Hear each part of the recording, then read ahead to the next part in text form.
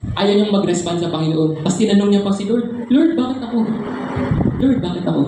Diba? Andiyan naman si Kuya Ems. Ba't ako, Lord? Diba? Minsan, 40 years niyang tinanggihan ng Panginoon. Pero, alam niyo po, sumunod pa rin ang... Wala tayong pagkikwentuhan ng Moises kung hindi siya sumunod. Sumunod po, si Moises, hindi po ba?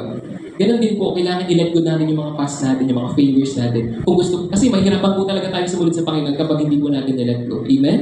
Amen. Kaya muli po, sabi mo sa kayo, let go mo na yan, kapatid. Let go and move on. Yan ang sabi rin po sa Joshua 43:18-19. Ito ang sabi niya, ilibing mo na sa limot at huwag na alalahanin pa ang mga nangyari noong unang panahon. Huwag na daw alalahanin. Masdan mo, ako ay gagawa ng isang bagong bagay. Kaya muli po, mahirapan po tayo makita yung mga gagawing bagong bagay ng Panginoon kung hindi po natin ibabaon yung mga nakaraan. Ayan po, no? Malinaw, sinabi sa Joshua 43 na ibaon natin. Sasabihin sa katabi nyo, ibaon na yan. Ibaon na. Huwag yung katabi ha, yung nakaraan. Pangalawa, courage to face a giant. Yes. Alam naman po natin kapag sinabing giant, sino agad to? Si Gulayat. Si Goliath. Yan. Alam naman po natin si David, napakaliit at hinarap kay Goliath na napakalaki. Alam naman po natin na nangyari sa kwento. Alam natin na pinataob ni David si Goliath. Ganun din po sa ating buhay. Kanina, no? Yung past, nasa likod. Hindi tayo makakaurong. Ngayon naman, yung kailangan natin kaharapin, yung nasa harap natin. Ganun din sa buhay natin. May mga kailangan tayong kaharapin. May kailangan tayo. Minsan yung mga giants sa buhay natin, hindi talaga mga higanteng tao yan eh. Minsan sakit yan. Minsan bisyo. Minsan katamaran. Minsan utang. Ayan no? Sabi nga, if we don't overcome our giants will overcome us. Sa Tagalog, kapag hindi daw natin tinalo, kapag hindi daw natin ang tagal ng overcome, Pagtagumpayan. ayan, kapag hindi daw natin napagtagumpayan ang mga higante sa ating mga buhay, ang mga higante daw sa ating buhay ang magtatagumpay. Gusto niyo ba yun? Hindi po. Di ba ayaw natin nun? Gusto natin tayo ang manalo. Kaya nakasan natin ang ating loob. Tulad ni David, kahit sobrang laki ni Goliath, kahit sobrang laki ng problema sa ating mga buhay, maniwala at magtiwala tayo sa ating Panginoon. Kasi hindi naman ibibigay sa atin ng Panginoon yung problema kung hindi natin kaya. Amen? Amen. Kaya pakisabi sa katabi mo, tapagan mo kapatid! Tatagan mo, kapatid. Yan, pangatlo. Courage to leave your comfort zone. Ito po, tatanungin ko po kayo, kailan ka umalis sa iyong comfort zone para tumulong sa ibang tao? Ako to be honest, nalulungkot po ako kapag meron ako nakikita or naririnig na naawa ko sa kanya, gusto ko siyang tulungan. Ang sarap tuktukan eh. Tulungan mo kaya? Diba? Ganon din po, naniniwala ako may mga pagkakataon na may gusto tayong tulungan, pero nahihiya tayo. Hindi po ba? Ako po, to be honest, or lagi ko sinasabi sa mga tao, sa mga nasa cell group, sa mga ganito, na kaya po tayo pinapadaan ng ating Diyos sa daan na yun. Kasi meron tayong tutulungan. Meron tayong sasamahan, meron tayong tutulungan. Ako, for example, lagi ko pong, to be honest, hindi lang po sa pagbubuhat ng sariling bangko, no? Hindi rin naman po sa pagmamayabang. Actually, di ko pala, kayo na po ang kwentuhan ko. Yan. Tuwing may mga tao po talaga akong nakikita na nangangailangan ng tulong, binibigyan ko po talaga. Lalo po, isang beses, no, 100 na lang yung pera ko doon. Hindi ko alam kung ano nangyari, pero basta 100 lang yung pera ko doon sa bulsa ko doon. Tapos, paalis ako ng trabaho mula po sa Maribeles. Tapos, medyo nagdadalit kasi ako ngayon eh. Napansin niyo po ba? Yes. Okay, thank you sa mga nakapansin. Ayun no. So ngayon, kapag may pagkakataon na kapag komportable ako sa sapatos, maglalakad ako mula mental hospital hanggang terminal. Tapos, habang sa paglalakad ko, may nakasalubong ako. Nakaupo siya sa tabi, matandang lalaki. Nakayuko lang siya. Oh. Tapos, sabi ko, tay, anong problema? Minsan, siguro, sure ako, baka marami sa atin, hindi papansinin yun. Actually, hindi ko pinansin nung una. Nilagpasan ko. Tapos sabi sa akin ng Lord, balik ka na, bigay mo yung 100. Sabi ko, Lord, ano na ako pamasahe? Tapos, yun, balik ako. Tapos, yun, binigay ko. Pero ang maganda doon, pagdating ko ng terminal, andun yung kaibigan ko, sinabayan ko pa uwi. Diba?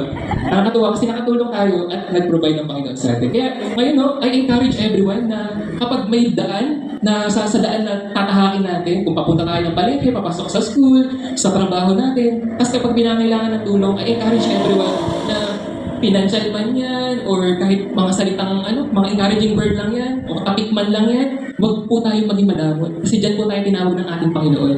Let's have the courage na umalis sa ating comfort zone. Kasi the moment na wala tayo sa comfort zone, doon bumubuhos ang pagpapala ng ating Panginoon. Amen? Amen.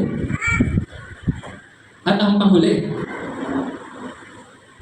yan. Courage to stand up for what you believe in. Yan, sobrang halaga po ito. At sobrang critical. Kailangan, alam natin kung tama ba yung pinapaniwalaan natin o baka naman hindi na tama. Kaya dapat, ano sabi kanina sa Joshua? Ibabad natin ang ating mga sarili sa salita ng Diyos para doon magkaroon tayo na, di ba, day and night, para hindi daw tayo maligaw ng landas. Punta po natin yung kwento ni Daniel. Sino po nakakakilala kay Daniel? Yan. Si Daniel po ay isang character sa lumang tipan. Yan, no? So, quick lang, story about kay Daniel. Si Daniel po ay mahilig mag-worship kay Yahweh. Tapos, biglang yung kasi nasa lugar siya na hindi naniniwala kay Yahweh. Nasa lugar siya na sinasamba ay hari. Ngayon, nagbaba ng batas. Ang batas, kung sino daw ang magpuri sa ibang tao, ang magpuri maliban sa hari, papatayin. Ilalagay sa lions din, sa mga Dahil hindi, siyempre, kasi na-experience ni Daniel yung kapangyarihan ng hindi Yahweh sa kanyang buhay, hindi siya luluhod doon sa hari. Sabi niya, patawad, dahil po patayin niyo po ako, hindi po ako luluhod sa inyo dahil sa kay Yahweh lang ako luluhod. And alam niyo, ano naman po natin nangyari doon? Dinala si Daniel sa kulungan ng mga leon. Yung leon, hindi po yung gano'ng kanina, ha? Yung leon po talaga, yun ang lalapa. At sabi din sa pag-aaral, yung mga leon na nandoon sa kulungan, lahat walang nakalabas na buhay. Talagang lahat kinain. Pero alam niyo po, nung nandoon na si Daniel, walang leon na gumalaw sa kanya kasi nasa kanya po ang presensya ng Panginoon. Amen? Kaya dapat, sige po, pakalapan mo ng Panginoon. Ganyan ang mangyayari kapag tumayo tayo. Pag meron tayong lakas ng loob. But to be honest, ang tumayo lang po dito, lakas po ng loob. Ang magpaawit, lakas po ng loob yan. Kayo po ba? Handa na po ba kayo tumayo dito? Hindi pa sa ngayon. Pero naniniwala po ako balang araw. Yes. Ang iba, tatayo na po dito. Amen. Amen. Yan yung courage na binibigay sa atin ng Panginoon. Ayan po, no? Tingnan po natin mabuti yung mga kinawin ko kanina versus doon sa courage nung nanay na may dalang itak para ipaglaban yung anak niya. Diba? Yung ganong courage, though hindi ko ini-invalidate na mali yung ginawa niya, pero yung courage na yun, magdadala ng destruction sa kanya. Pero tignan po natin, no? Yung mga courage na na-experience ni David, na-experience ni Moises, na-experience ni Daniel, nagkaroon ng kaayusan at kapayapaan. Kaya muli po, no? Kung gusto natin i-check yung mga tapang natin, yan.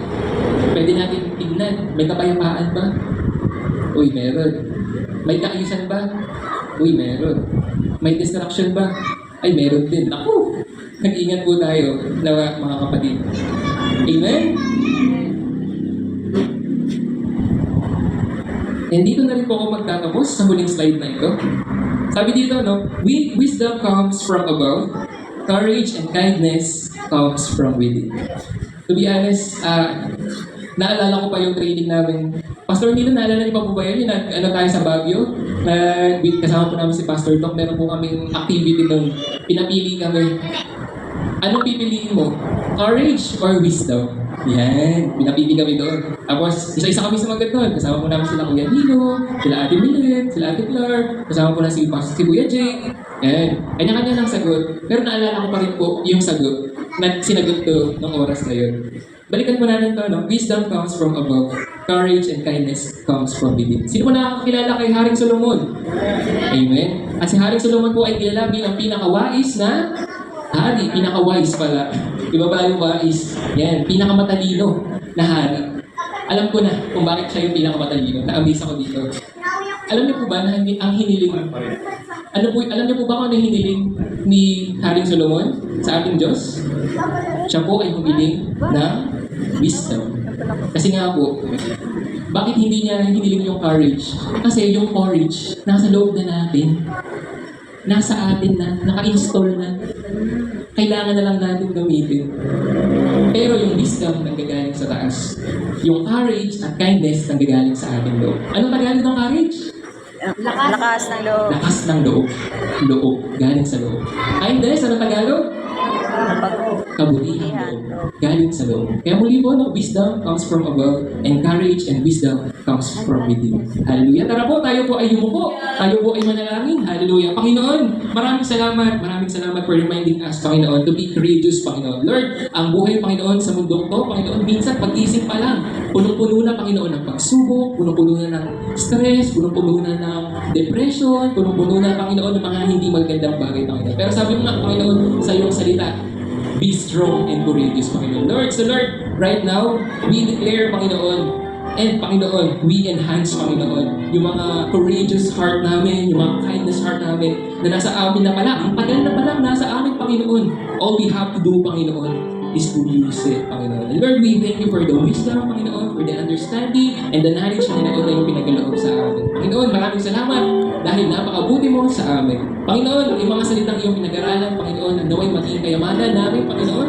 sa aming buhay. Kasi, Panginoon, naniniwala kami, Panginoon, na ang mga bagay sa mundong ito ay lilipas, ngunit ang iyong salita ay mananatili magpakailanman, Panginoon. Kaya, Panginoon, hayaan mo nga, Panginoon, na lagi kami kumapit sa iyong mga salita, Panginoon. Lord, alam namin na ikaw, Panginoon, ay laging nandyan, Panginoon. All we have to do is to be strong and courageous, Panginoon. Lord, thank you for giving a heart, Panginoon. Thank you, Panginoon, pagiging modelo na magiging mabuti, Panginoon. So Lord, kaya mo nga, Panginoon, na maging mabuti kami sa aming mga sarili, maging mabuti kami sa aming mga kapwa, Panginoon. Kahit sila, Panginoon, ay nakagawa sa amin ng kamalian. Lord, today we declare, Panginoon, forgiveness, Panginoon, sa aming mga puso, Panginoon. And Lord, please, patawarin mo rin po kami sa aming mga kasalanan, Panginoon. Kasi hindi kami, Panginoon, makakapagpatawad kung hindi kami manghihingi ng tawad sa iyo, Panginoon. Lord, thank you for showing us grace. Thank you for showing us mercy, Panginoon. Lord, sa aming pag-iwahiwalay mamaya, ikaw pa rin po ang patuloy na sumama sa amin, patuloy na mag-ingat, Panginoon. Lord, we pray, Panginoon, na magkaroon ng aplikasyon ang pinag-aralan namin sa aming mga